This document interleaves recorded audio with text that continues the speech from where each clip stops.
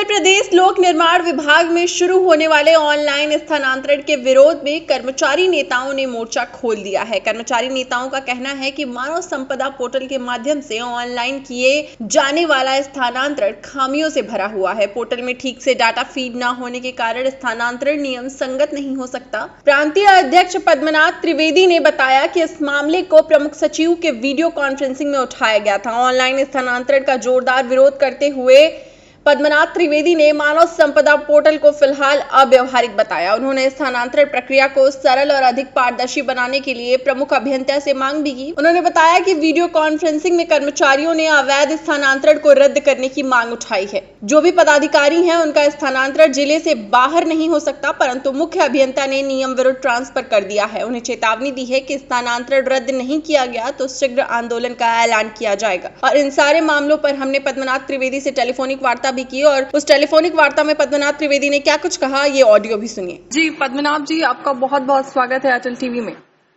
धन्यवाद मैडम। जी, जानना चाहूंगी आखिर क्या कुछ समस्याएं हैं आपकी, जिन समस्याओं से लगातार आप लोग परेशान हैं, क्या कुछ समस्याएं हैं, विस्तार से बताइए। मैडम, समस्या हमारी ये है कि जैसे कि स्थानांतरण सत्र 2024-25 चल रहा है इस समय जी, और इसमें मानव संपदा पोर्टल से खंडीय सहायक जो हमारे इनका मैं नेतृत्व करता हूँ जी, उनके स्थानांतरण की बात आ रही है और मानव संपदा पोर्टल को पूरे हर जनपदों से अपडेट भी कराया जा रहा है। लेकिन उसमें जो मुख्यालय से डाटा भेजा जा रहा है या मुख्यालय से जो फीडिंग आ रही है वो विसंगति आ रही है, उसमें त्रुटियां आ रही है, गड़बड़ी आ रही है बहुत सारी।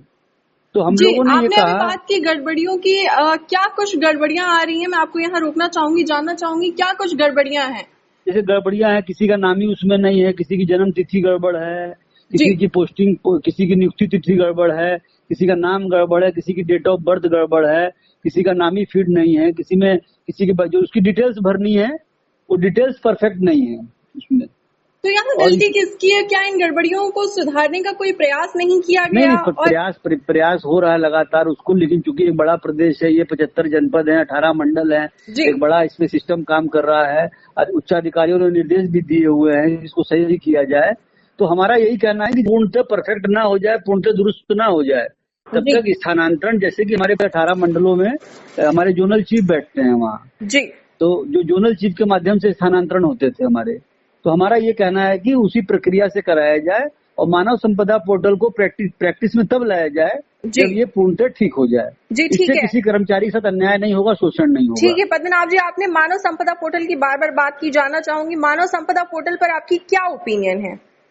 मानव संपदा पोर्टल पर देखिए मैडम, एक पोर्टल बनाया गया जिसमें एक कर्मचारी का पूरा डाटा भर दिया जा रहा है जी। पहले उसकी जानकारी मुख्यालय स्तर तक ही ज्यादातर रहती थी, लेकिन अब उसको एक क्लिक करने पे यहाँ पर पूरे प्रदेश के कोई भी उच्चाधिकारी, शासन सब देख सकता है उसको कि मानव संपदा पोर्टल पे किसका प्रमोशन हुआ, यहाँ तक कि छुट्टी भी लेनी है उसको उस पर ही अपलोड करनी है एप्लीकेशन।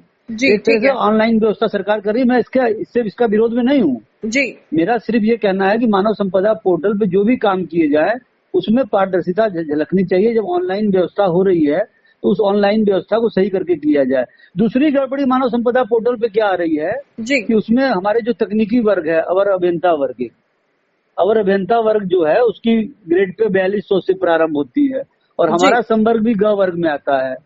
हमारी होती है 1900 से 2000 की ग्रेड पे से स्टार्ट।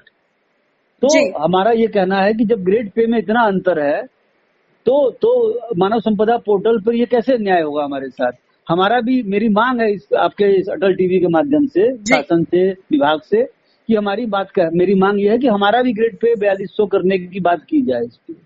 जी ठीक है, ग्रेड पे करके तभी संवर्ग बराबर हो पाएगा ये। जी ठीक है पद्मनाभ जी, और क्या कुछ समस्याएं देखने को मिलती हैं? क्योंकि अभी आपने एक बात की थी मृतक आश्रित परिवारों की, मृतक आश्रित कर्मचारियों की, महिलाएं भी हैं, उनकी क्या कुछ समस्याएं हैं?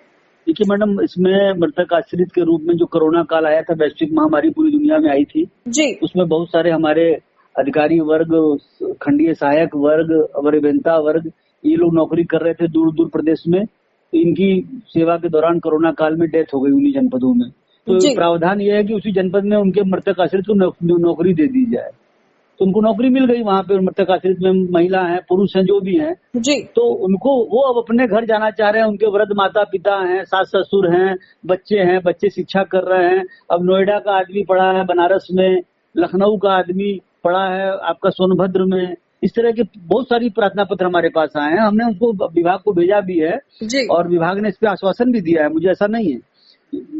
मतलब विभागीय कार्यवाही नहीं हुई है, सिर्फ आश्वासन दिया गया है। हाँ, अभी आज 27 तारीख हो गई है। आज हम लोग माननीय मंत्री से मिलने जा रहे हैं, सब लोग आज इसी संदर्भ में आदरणीय कुंवर विजय सिंह जी से, और उनको भी अपना प्रत्यावेदन देंगे हम लोग आज ये कि आप हमारी निजी हित की समस्याएं हैं। बहुत सारे बच्चों की शिक्षा और स्थानांतरण नीति में लिखा हुआ है ये एक मंडल से दूसरे मंडल में निजी हित के स्थानांतरण किए जा सकते हैं। इसके अतिरिक्त मेरा ये भी कहना है कि जो और भी लोग गंभीर बीमारियां जिनकी हैं, जिनके परिवारजन दूर हैं, तो उनको भी ध्यान में रखते हुए और निजी हित के स्थानांतरणों को प्राथमिकता के आधार पर निपटाया जाए, क्योंकि पिछले 2 सालों के स्थानांतरण में वो निजी हित के स्थानांतरण पूरे नहीं हो पाए हैं। जी ठीक है, पद्मनाभ जी, प्रमुख मांगे बताइए, आपकी क्या प्रमुख मांगे हैं? हमारी प्रमुख मांग ये है कि मानव संपदा पोर्टल को पूरी तरह से अपडेट किया जाए, स्थानांतरण पूरी पारदर्शिता के साथ हो, निजी हित के स्थानांतरण प्राथमिकता के आधार पर किए जाए, उनके परिवार की समस्याओं को देखी जाए, और अब जो मानव संपदा पोर्टल से बात कर रहे हैं करने की, तो खंडीय सहायकों के ग्रेड पे 4200 को भी तत्काल दिया जाए। मेरी ये प्रमुख मांग है। जी ठीक है, अटल टीवी के माध्यम जी उसके साथ मेरी एक चीज और सुन लीजिए मेरी, उसके साथ अगर खंडीय सहायकों का स्थानांतरण किया जाता है तो उनके लिए आवास की व्यवस्था जनपद में विभाग के द्वारा की जाए। सरकारी आवासों का निर्माण एक बड़े पैमाने पे किया जाए ताकि उनको वहाँ रहने में दिक्कत ना हो। जी ठीक है, अटल टीवी के माध्यम से सरकार से क्या कुछ अपील करना चाहेंगे और अपने साथियों को क्या कुछ संदेश देना चाहेंगे, बताएं।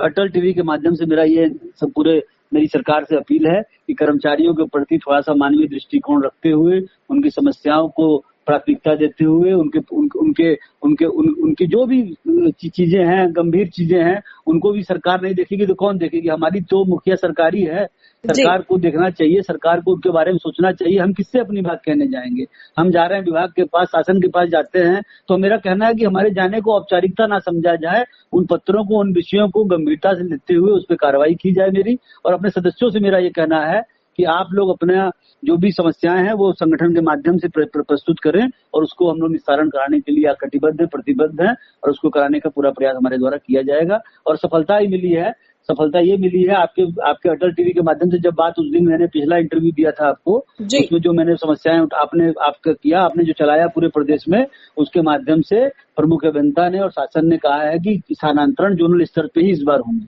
ये मांग हमारी मान ली गई है। जी ठीक है, अटल टीवी से जुड़ने के लिए आपका बहुत बहुत धन्यवाद पद्मनाभ। बहुत बहुत धन्यवाद मैडम, आपका अटल टीवी का धन्यवाद, साधुवाद पूरे संगठन की तरफ से।